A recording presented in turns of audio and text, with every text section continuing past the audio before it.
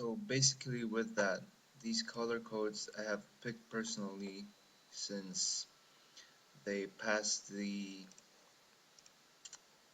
WCAG standards. But then, so basically the first color is kind of like a brownish red, while the second color is the forest greenish color, dark green, yeah.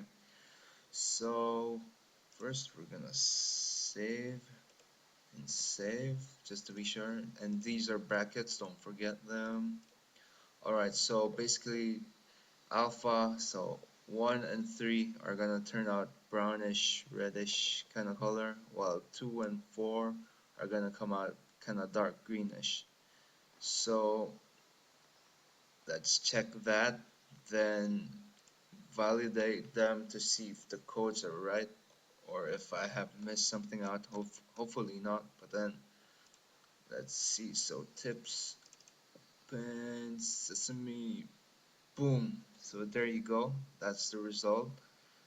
Comes out in kind of brownish reddish color for paragraphs 1 and 3, and kind of green for dark greenish for 2 and 4, or forest green. And the title, as we inputted, HTML and CSS for paragraphs.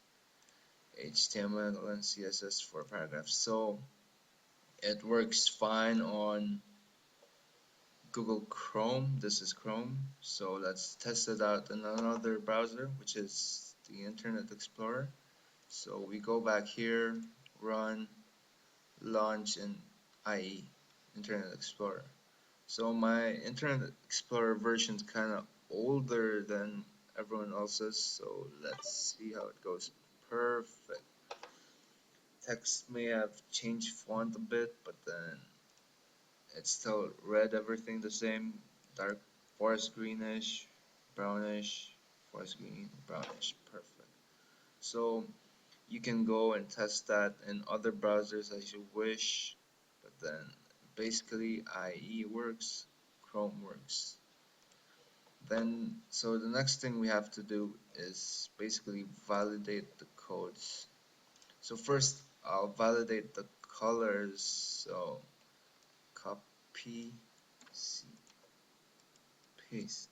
Boom. So it passes these standards and all for the color, and C,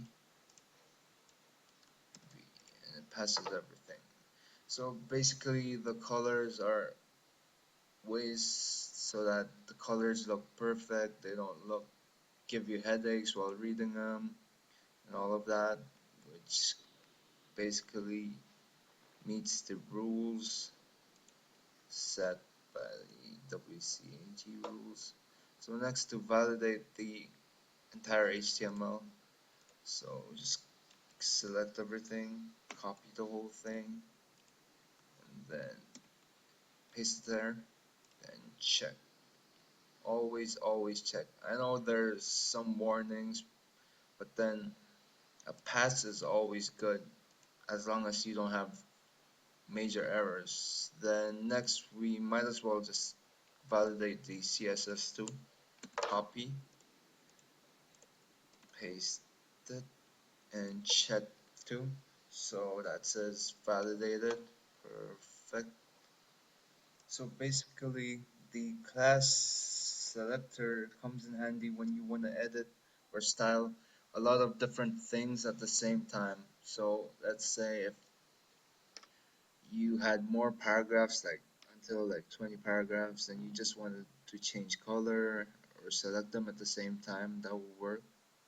Or you just wanted them to pop out, you could make them bold, you can change them any way you want. This is just a short example on color, and that was basically how it was done. And I hope you guys understood that, and I hope it was easy enough to understand, and I hope it helps. So take care, guys. Peace.